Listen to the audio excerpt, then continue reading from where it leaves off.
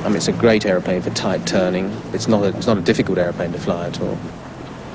It built up an aura that has never been achieved by any other aircraft in world history. The Spitfire has got all the credit because of all this romantic mythologizing, but actually it was the humble old Hurricane that carried the day. It seems to stand out more than the Hurricane, actually, doesn't it, the Spitfire? It's all about the Battle of Britain, as far as I'm concerned, yeah. This small fighter is possibly the most vital weapon that Britain in all its long history has produced.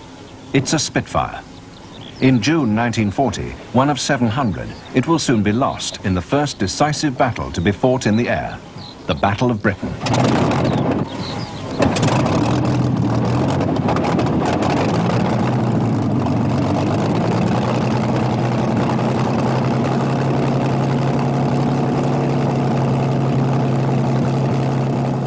The Spitfire would fight the contemporary German Messerschmitt, in many ways a similar machine, though one produced from very different motives.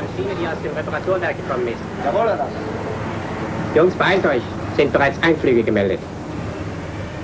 To date, they had hardly tested each other. In a matter of weeks, the courage and skill of the young pilots, the technology, the ability of designers and engineers of both countries would all be tested to the ultimate limit.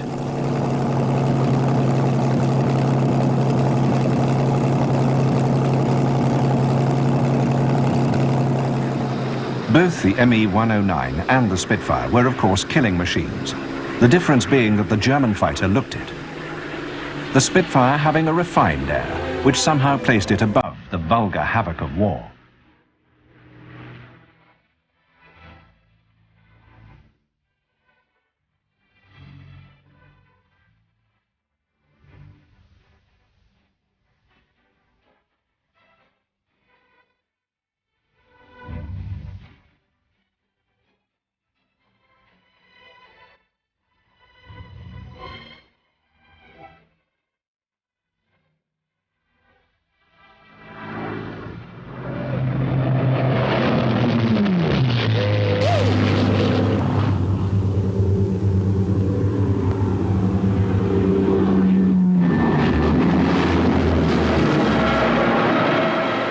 Then came the 10th of May and Blitzkrieg.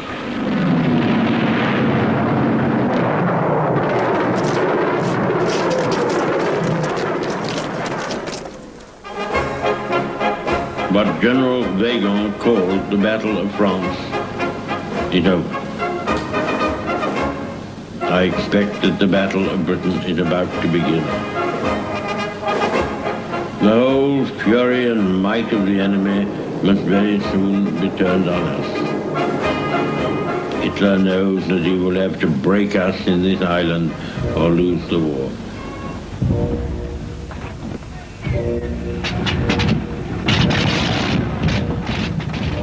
The Battle of Britain, fought during the long summer of 1940, is to be the first attempt at subjugation by air power alone.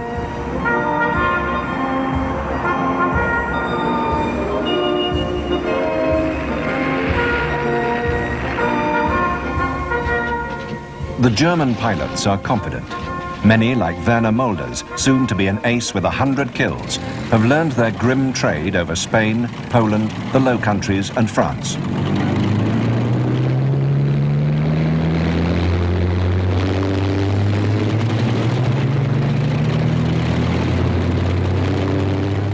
The 15th of August, 1940, Adler Tag, Eagle Day. Over 1,200 fighters rise like mayflies from the meadows of northern France.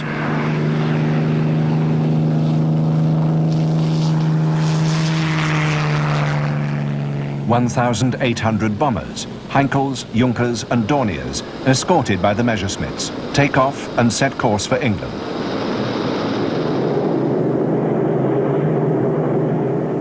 The RAF, though outnumbered, has the benefit of radar and accurate ground control. But the Luftwaffe has yet to taste defeat. The outcome of the battle lies in the hands of the young fighter pilots.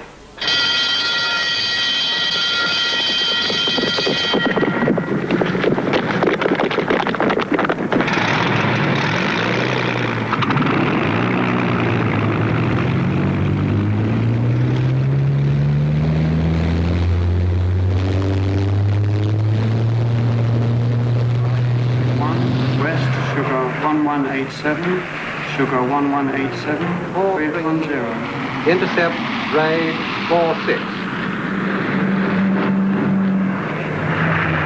I got my sights onto one bomber and gave him a longbow. Concentrated my fire on him, and he went down in flames. There's a dogfight going up there. There are 4, 5, 6 machines. They started chasing us, and we were chasing them, in and out of the clouds. Just a flash and a puff of smoke and bits of debris. When I got in a lovely burst of machine gun fire. This shook the German pilots so much that they immediately broke formation. Oh boy, I've never seen anything so good as this. The RAF fighters have really got these boys saved. What a sight, and what a scrap. That's from my guns. He blew up. One of my tracer bullets must have hit his petrol tank. Oh boy, look at them going, and look how the mission... Hey, that is really grand. And there's a Spitfire just behind the first two. He'll get them.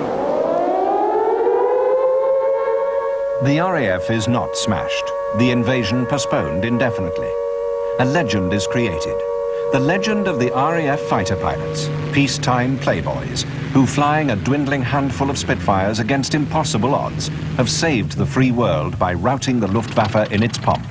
The gentlemen have defeated the players. All the boys back? Yes, all except Max, sir. He had to bail out. But what about you? You all right? Did you get anything, sir? Yes, I got a ankle, but wait till I get out of here and I'll give him my report. He's lost them all. Yeah, the one they got back, didn't it?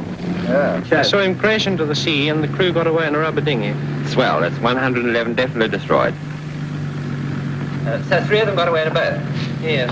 By the way, sir, Wick is claiming to have destroyed a 215. Air Ministry communique. The biggest bag yet. 185 enemy aircraft shot down. The figures from both sides are proved to be exaggerated. Nevertheless, the RAF has won a famous victory, if only by the most narrow of margins, during 116 days in 1940. Curiously, although the pilots, the few Churchill will call them, are honoured, it is the Spitfire fighter which, like the longbow and Nelson's wooden walls, is to become the symbol of Britain at war. It will be useless for historians to point out that there were in fact more Hurricanes flying in the battle. Hurricanes equipped 29 squadrons, Spitfires only 19. Or that Hurricanes shot down 3 times as many enemy aircraft. The image of the Spitfire has captured the imagination of the public. For following the Battle of Britain, Spitfire funds are organised in every town and village in the country. Never a Hurricane fundraising.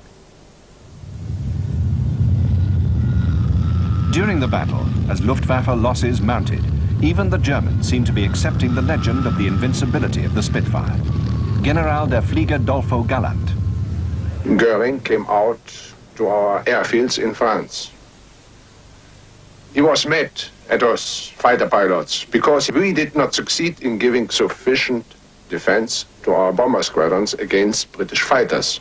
When Goering asked me what he could do about it, I replied, "Get me Spitfires for my wing." Such is the legend. What are the facts?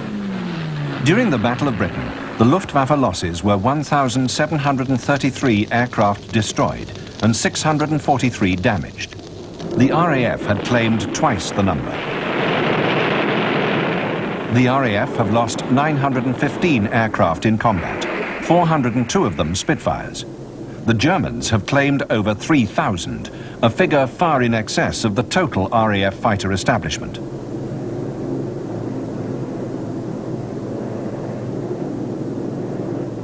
The RAF have also lost 415 fighter pilots killed in action, and few of those who survived the battle will survive the war. Contrary to legend, during the battle, the RAF was never short of either Spitfires or Hurricanes. The shortage was pilots. Again, contrary to legend, many of the pilots were sergeants. It took a year to train a fighter pilot. Training was intensified, and many pilots were transferred from the Fleet Air Arm and converted to fly Hurricanes. RT to receive. Switch on undercarriage lights. Put petrol on reserve.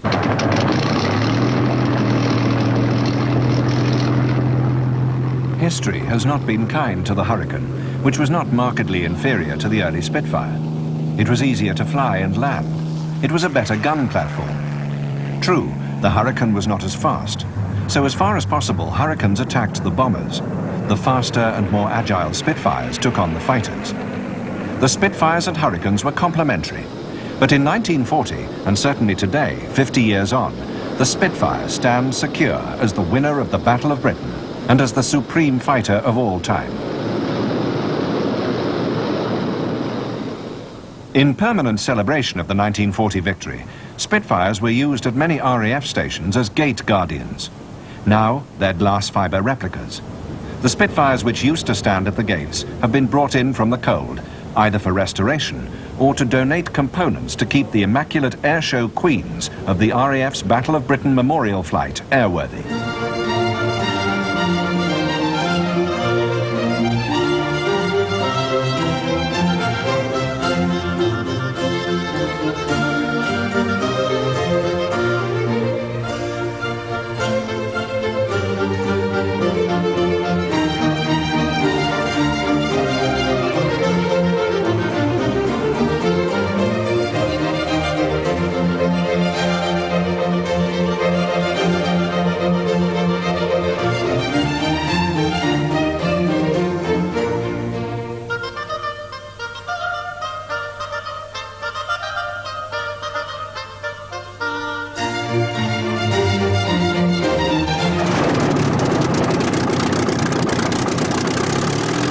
Squadron leader Paul Day taxis a Spitfire of the memorial flight at Coningsby to delight an airshow audience, most of whom could not have been born when in 1941 this Spitfire was the fastest fighter in the RAF. The origins of the Spitfire began 10 years earlier than that. In 1931, the fastest fighters in the RAF were these most elegant Hawker Fury biplanes. They're the first RAF fighters to exceed 200 miles per hour in level flight. Powered by a 650 horsepower Rolls-Royce engine, they have a maximum speed of 207 miles per hour and are delightful to fly. At that time, these two men had other ideas about the speed of RAF aircraft: Sir Henry Royce and Reginald Mitchell. Royce was the driving force behind the Rolls-Royce car and aero engine concern. Reginald Mitchell was chief designer for the Supermarine Company of Woolston, Southampton, which specialized in the construction of flying boats. Mitchell had designed a series of all-metal monoplane racing seaplanes, entered as the RAF high-speed flight to compete for the Schneider Trophy, an international event for seaplanes which became the venue for the absolute world speed record. Britain had won the two previous meetings. To win the trophy outright, Britain had to win the third meeting, to be held at Calshot in 1931. The Air Ministry declined to finance the three aircraft. To the lasting shame of the government of the day, it was left to a private citizen, Lady Houston, to put up £100,000 for the construction of the 1931 seaplanes Mitchell had designed. They were built around a new 36-litre V12 supercharged Rolls-Royce R engine, designed and developed to produce the then unheard-of figure of 2,600 horsepower. This enabled the Supermarines to win the Schneider Trophy outright, and then to raise the absolute world speed record to a staggering 406.7 miles per hour.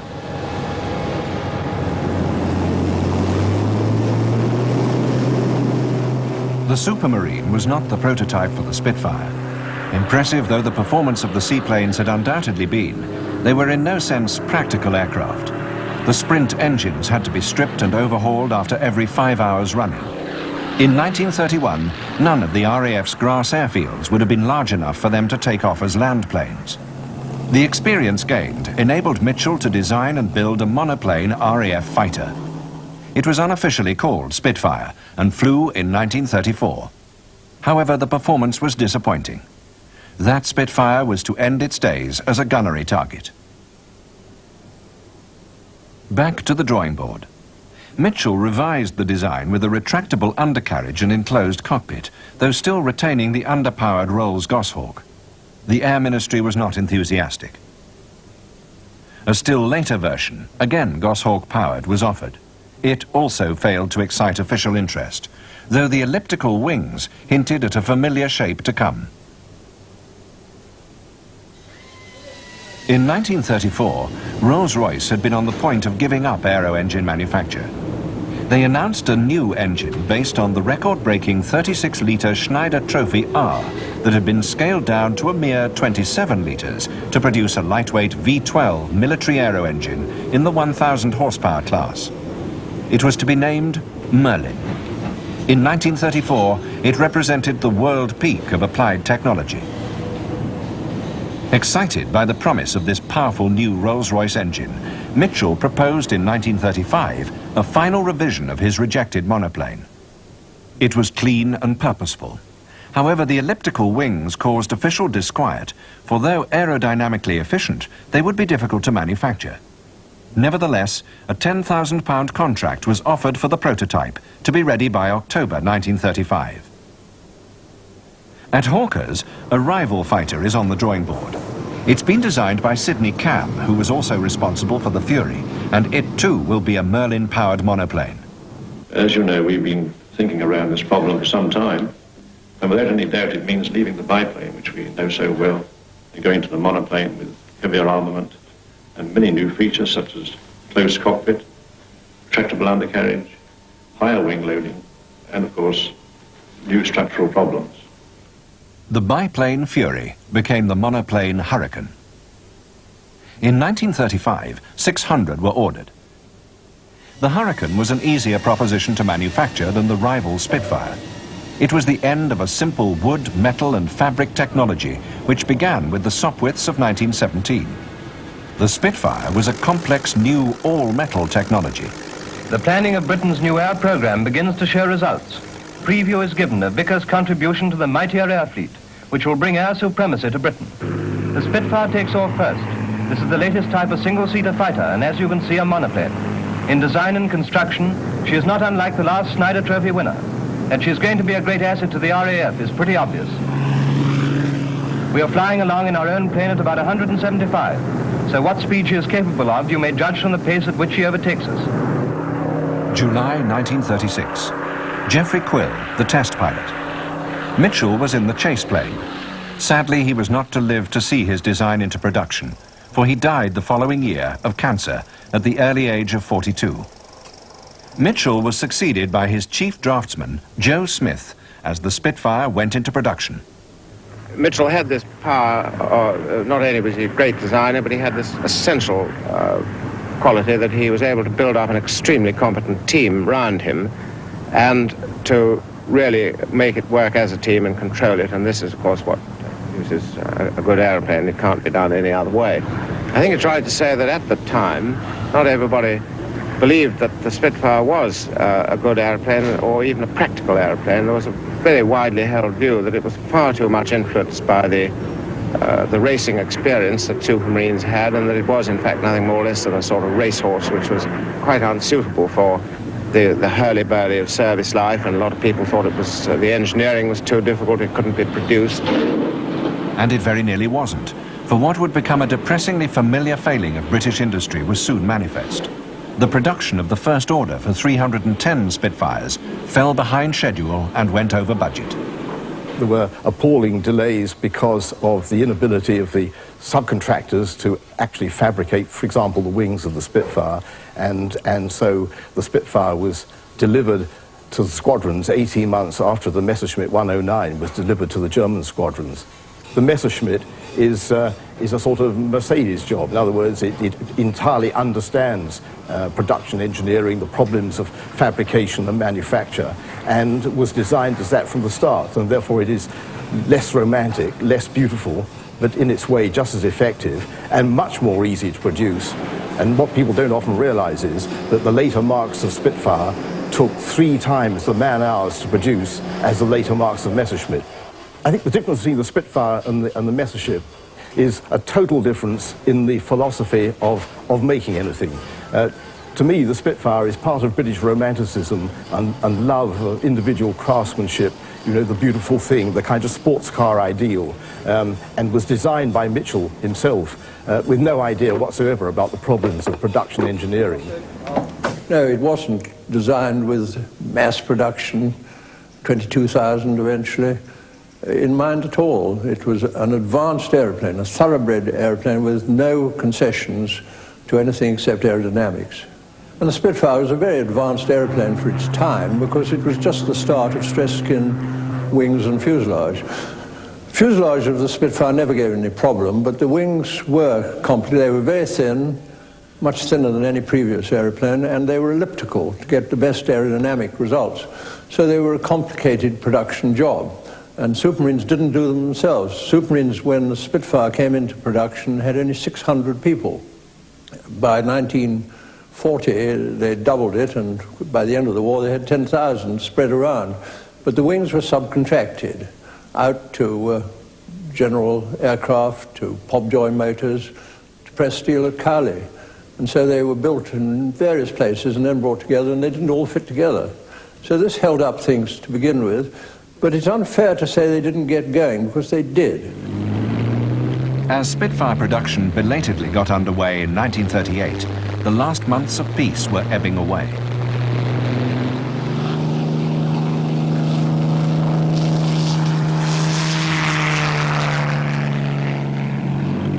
In a blaze of propaganda, the German Messerschmitt 109, the fighter which would soon challenge the Spitfire, breaks the world landplane record at 379 miles per hour.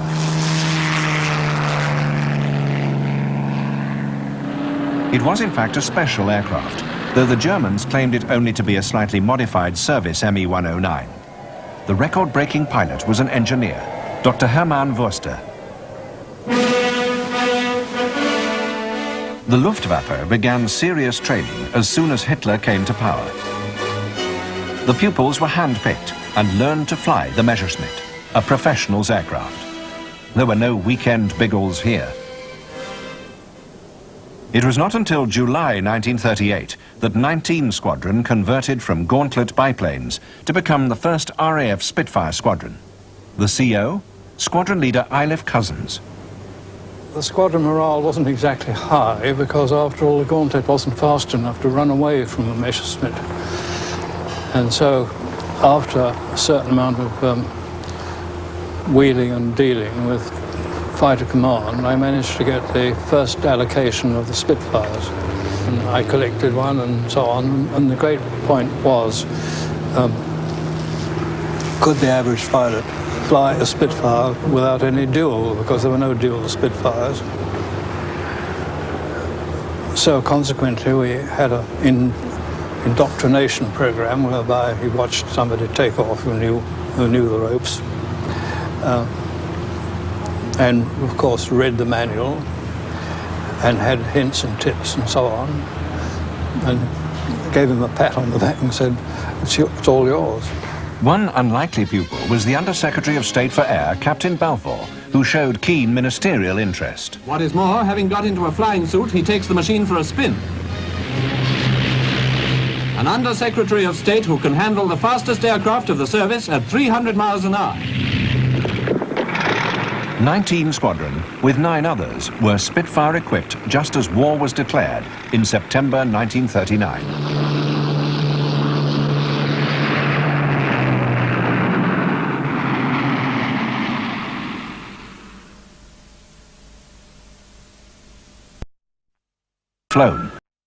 Flown. Was it as good as legend supposes? 8 guns were fired by a simple button on the pilot's control column. The reflector sight worked on a Victorian music hall illusion known as Pepard's Ghost. There were 4 guns in each wing, .303-inch Brownings, each with around 300 rounds. Belted and fed from boxes to enable the fighter to be quickly rearmed in battle. A good ground crew could rearm and refuel a Spitfire in under 8 minutes. During the Battle of Britain, 30 Spitfires were armed with 2 20mm Hispano cannon, but the thin wings had to have bulged fairings to accommodate the bulky cannon magazines.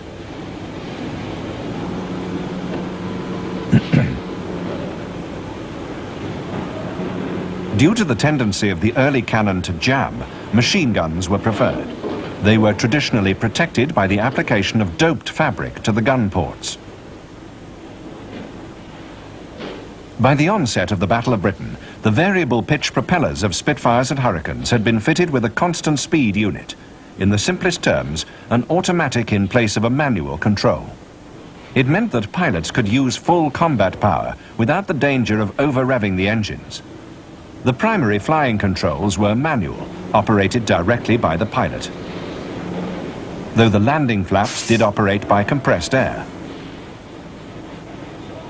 The radio, wireless in 1940, was the TR-9, an HF AM set which could be picked up by an all-wave domestic radio. People listened enthralled to the new lexicon of combat. Scramble, Angels 1-5, bandits, tally-ho, and the screams of boys trapped in blazing cockpits. A preserved Mark II built by Westlands in 1940. It's undergoing a major overhaul. Tony Bianchi, Spitfire pilot and restorer of wartime aircraft, is responsible for the overhaul. Morning. How's it going? Well, I think this camshaft's okay, but we're going to have to check the other one just to be on the safe side. Well, we've been lucky with these, haven't we? The 1940 Spitfire, which could do about 350 miles per hour, was a simple machine. It had no electronics. The instruments are operated by vacuum or pressure. The fuselage, a hollow alloy tube. Were these formidable fighters well engineered? Generally, they're well-made aeroplanes. You find a few things on them which aren't very nice, but you can't really tell whether that's in manufacture or the work of a repair station. The real heart to the aeroplane is the Merlin engine, which was fitted in the Hurricane and the Mustang, and it's got more than adequate power, largely due to its excellent supercharging, and the ideal thing is to have a properly supercharged engine with a carburetor, which is exactly what this is, and it started off at, 1,000 horsepower and eventually doubled in power. But what was the Spitfire like from the pilot's point of view? Squadron leader Paul Day, a jet fighter pilot who also flies the Spitfires of the RAF's memorial flight, assesses a 1940 Mark I, which actually fought in the Battle of Britain. Okay, of the things which are possibly undesirable as a design feature, because of the left-hand positioning of the throttle quadrant where it needs to be, it means the undercarriage controls are on the right, and consequently immediately after takeoff one changes hands, so that's a little undesirable. Flaps, which are here and reasonably well positioned for operation, have no function in terms of performance flap like a Messerschmitt slats. They are simply either down or up, and for most of the time on a Spitfire they would be up, so they offer you nothing other than full drag for landing.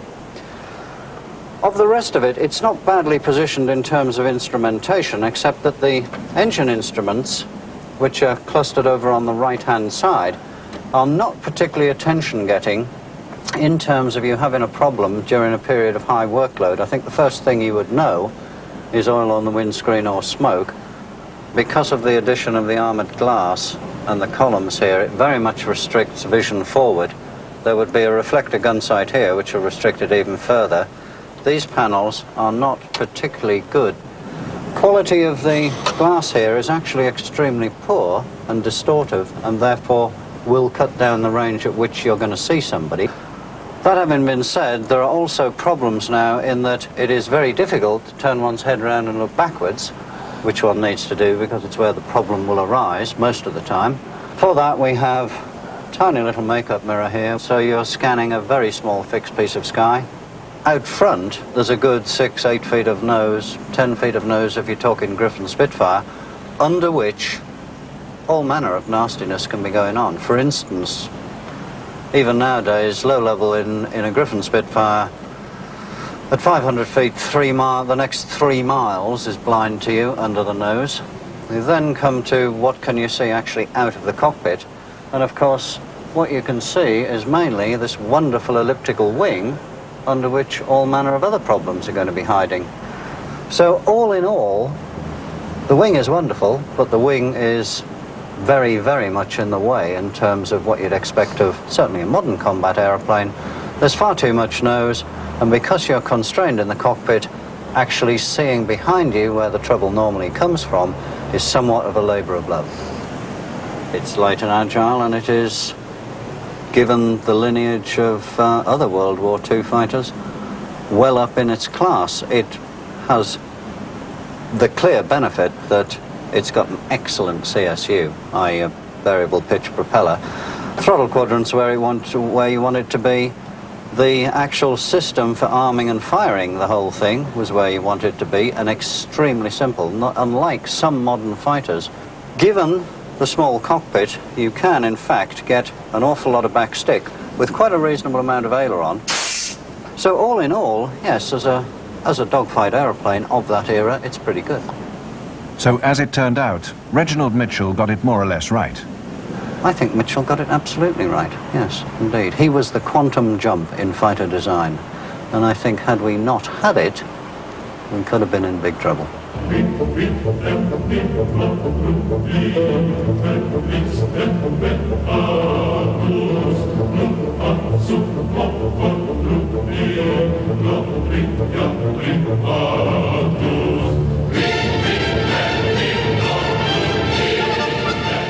ME-109G, the Gustav, captured after the Battle of El Alamein in 1942, stored for many years, nearing end of 16-year rebuild to be the only airworthy original wartime 109 of 33,000 built.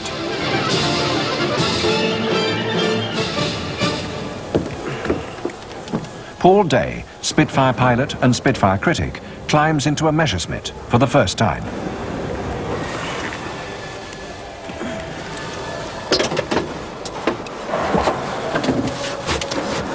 Well, good grief. The overall impression is actually most discouraging. The canopy, the whole design of the canopy seems to be based on a Kaiser's helmet or an afterthought or I really don't know what.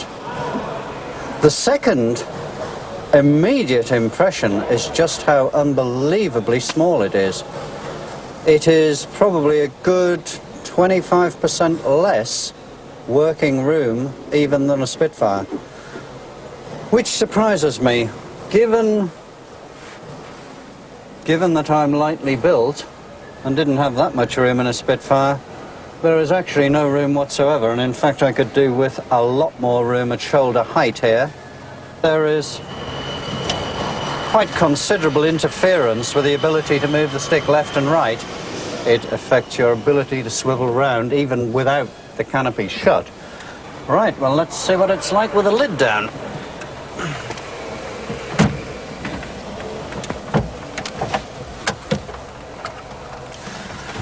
Well, well, this certainly isn't for the squeamishly claustrophobic. Even with no helmet and with a relatively low seat cushion, head is already against the top of the canopy, so-called canopy.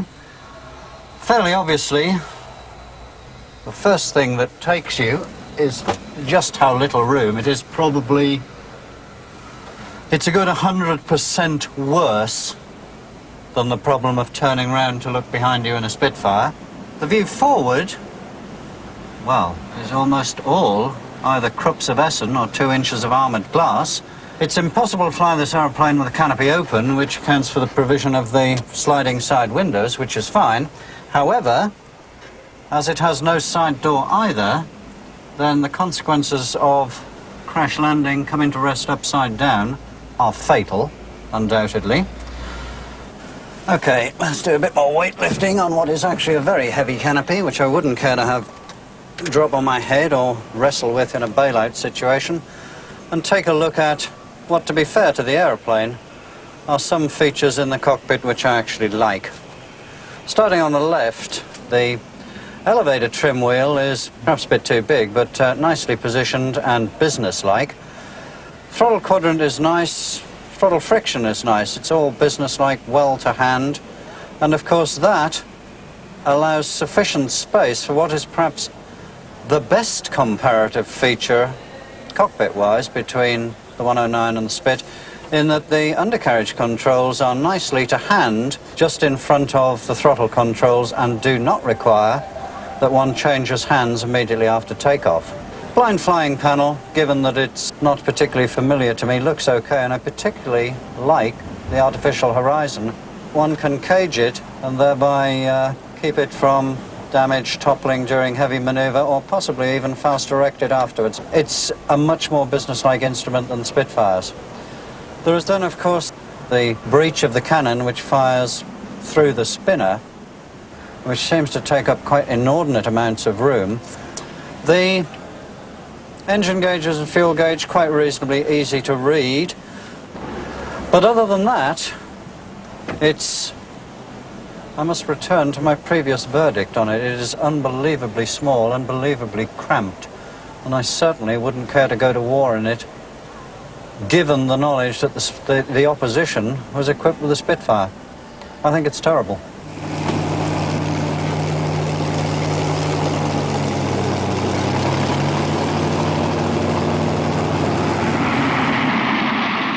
The Gustav of 1942 was the most numerous variant of the Messerschmitt 109s built during the war years. It was, as has been said, produced in a third of the man-hours a Spitfire 5 required, yet it was more technically advanced. For example, its Daimler-Benz engine was fuel-injected, and the airframe seems well-engineered. Tony Bianchi. Yeah, I must say it's quite an eye-opener to me.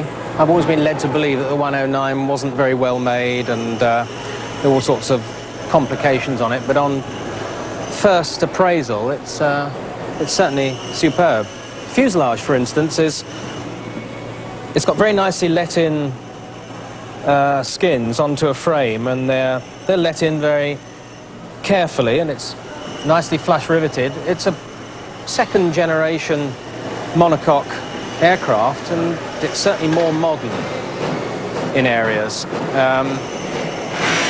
The skinning on the Spitfire is rather old-fashioned in various areas, and it's quite complex as well. This is a lot more simple. There's no double curve skins at all on the fuselage anywhere. It's all really quite easily done in the field for repair, and I'm sure in manufacture it was very simple and easy. I was always under the impression they were hurried in some areas. Okay, there's some skins which haven't been particularly nicely put on, but it doesn't detract away from its general quality. There's some beautiful engineering in it, and some excellent quality workmanship as well. All the sort of general servicing, such as removing sparking plugs, is very much easier than, for instance, with a Merlin. Getting the lead ends on is difficult, but with this, it's very easily accessible. The cowlings are very easy to undo. You don't have the same problem as with a Spit, for instance. Lots of cowling fasteners that you usually shaken to pieces and worn out. With this, it's 3 fasteners and you undo the cowling. You can get at the oil cooler easily. Wonderfully accessible. The Spitfire in its own way it's a completely different sort of aircraft. This, I think you'd have to be attuned to it and be used to continental aeroplanes to feel the benefit. I must say the Merlin looks old-fashioned. This engine certainly looks like looking at a German Grand Prix car of the pre-war period, and at the moment it's beautifully clean, and it's very much an engineering job, probably over-engineered for its needs at the time. However, the Me-109s were not easy aircraft to fly. Indeed, one Luftwaffe test pilot described the landing characteristics of the Gustav as malicious. Over 1,500 student pilots were killed in flying accidents in 109s in the first 2 years of the war. No wonder congratulations were in order following a successful student's landing. But why were the Me-109s so difficult? Boscombe Down test pilot Reg Hallam. Part of the problem is the geometry of this undercarriage. You can see how the legs are splayed out like that, and if you do get the airplane going sideways on takeoff and landing, the leg wants to dig in and cause the swing to increase. And also, there's 2 or 3 degrees of toe-in on the wheels, and if you do get up on one wheel, the airplane wants to sort of bicycle around like that. So it's very important to keep the nose of the airplane pointing in the right direction on takeoff and landing. And to be able to do that, of course, you've got to see. You need to be able to see out to the front well, and that's just what you don't have in this aeroplane. So you've got to work particularly hard in looking left and right on takeoff and landing to keep your directional control. An interesting feature is this leading edge slat, you should be able to push it in with one finger. They operate automatically when you're pulling the aeroplane hard in maneuver or flying it slowly. And what happens is they pop out like that, and then high energy air goes through this slot and over the upper surface of the wing, and you get extra lift that way. They're very gentle and benign in operation. They work very smoothly, and even if they operate asymmetrically, one before the other, you don't get any of those nasty snatch rolls that you can get on some aeroplanes that have this design feature. They're very, very smooth handling devices. Malta, 1942. The island is under siege, and the only defenders, a few war-weary hurricanes, which are totally outclassed.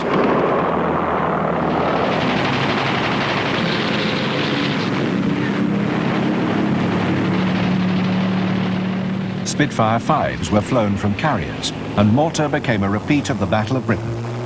This unique gun camera film shows a Spitfire 5 caught over Malta, outturning its German opponent under relentless fire to emerge unscathed.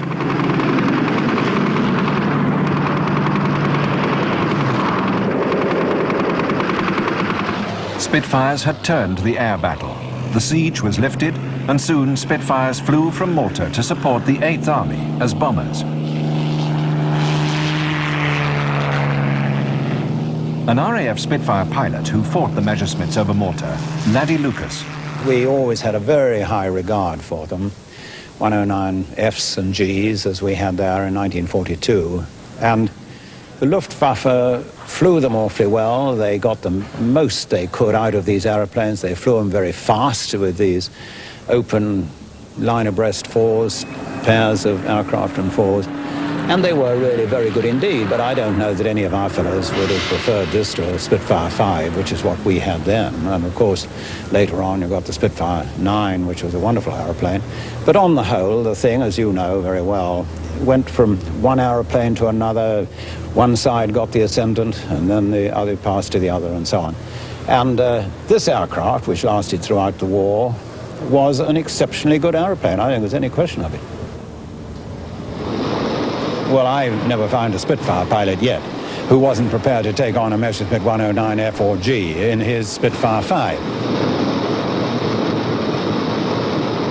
But the problem came, and I can remember it so well, at the end of 1941, early part of 1942, suddenly these Focke-Wulf 190s appeared. And that was a different kettle of fish. I mean, we had 3 or so terrible months with the 5s against the Focke-Wulf 190s because they were definitely superior. I mean, up to about 22 or 23,000 feet. They really were, and it was a very, very rough time indeed. The Focke-Wulf 190, the butcher bird as it was called, was indeed formidable. Its 1,700 horsepower BMW radial engine gave it a speed of over 400 miles per hour. It was agile, very well armed, and completely outclassed the 365 mile per hour Spitfire 5. It was considered a most serious threat to the RAF, whose hard-won air superiority was suddenly cast into doubt. But then, with the genius of Supermarines and Rolls-Royce, they introduced the Spitfire 9 with the Merlin 61 series, the 61 and the 66 engine with a 2-speed, 2-stage blower, which came in at, as I remember it, 14,000 and then with 23 or 24,000 feet, and really put some G behind it. And the thing was, I mean, that, of course, the Focke-Wulf 190 pilots who had had a field day with us in the 5s, with the Merlin 45s, they saw these aircraft, these Spitfire 9s, they didn't know they were 9s at all. They thought they were 5s. They thought they were going to have another field day. And then Johnny Johnson and all these fellows with these Canadians and the 9s there simply took the pants off them, and they never knew what hit them. The Spitfire 9 was the first major variant to exceed 400 miles per hour, the speed of the S6Bs of 1931. Spitfire production at Castle Bromwich peaks at 320 a month. We absolutely depended on the Americans for our whole rearmament program, and the Spitfire included. We depended on them for the advanced machine tools that fabricated the engines and the airframes. We depended on them for the Browning machine guns.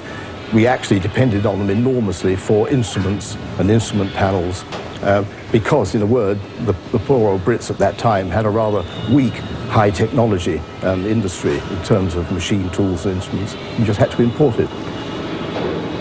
Of course we did buy those magnificent Pratt & Whitney jig borers and so on, which were the best in the world, and the Germans bought them too, and so did the French, so that the Americans were producing those things, but we delivered a lot of things the other way.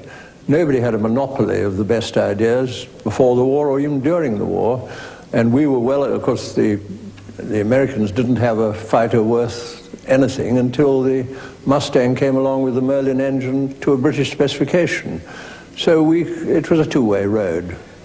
One of the problems of British industry during the war was that it was even then bedeviled by go-slows and unofficial strikes, and therefore aircraft production tended to suffer quite a bit.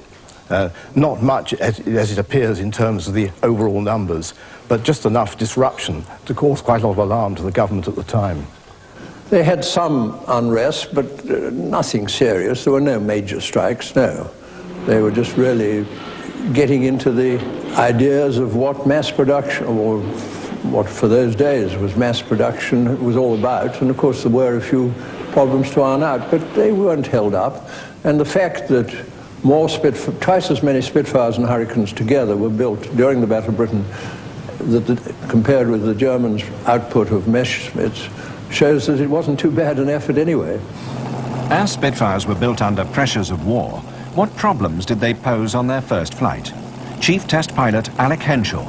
We had plenty of aircraft that gave trouble, but that's what our job was for, was to find out what the trouble was, to locate it and put it right.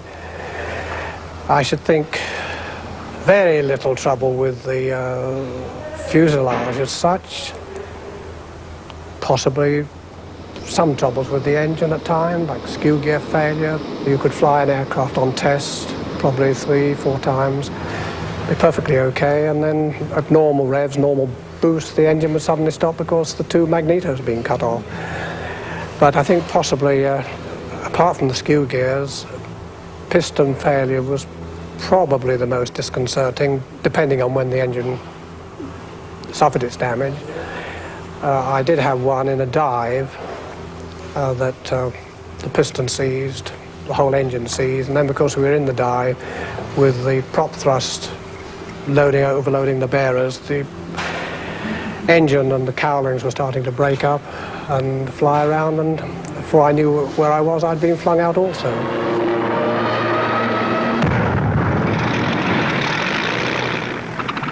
Spitfires flew in every theatre throughout the war. Long-range versions flew photographic reconnaissance to record post-raid bomb damage and to locate targets for fighter sweeps over northern France, with hundreds of Spitfires attacking targets of opportunity as a prelude to invasion.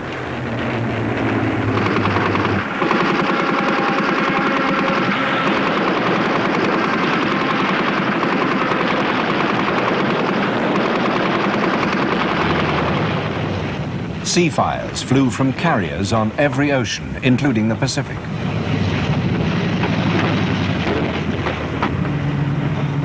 There were, of course, pretenders to the throne, the North American Mustang.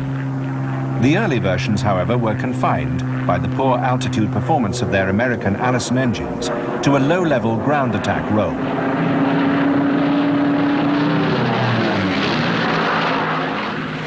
But later versions with Rolls-Royce Merlins became excellent long-range escort fighters. Hawker Tempests, with their complex 24-cylinder Napier Sabre engines, were used against the first jets, the V-1 flying bombs, as were Spitfires. 350 V-1s were shot down by fighters, though attacking a V-1 was never popular. As the Allied armies advanced, Spitfires operated from makeshift forward airstrips. These are flying with the 12th US Air Force in North Africa, some of the 350 Spitfires given to the United States. As the war ended, Spitfires flew in celebration. They had served with distinction from the first day of the war to the last. I mean, you ask me what was the best fighter aircraft of the war. I mean, for the purposes that we used it for, the Spitfire was outstanding. They would linger onto the jet age, well into the 50s, the last on meteorological flights.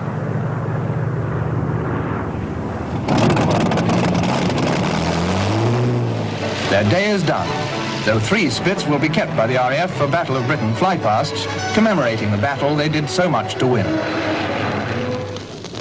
The rest were scrapped.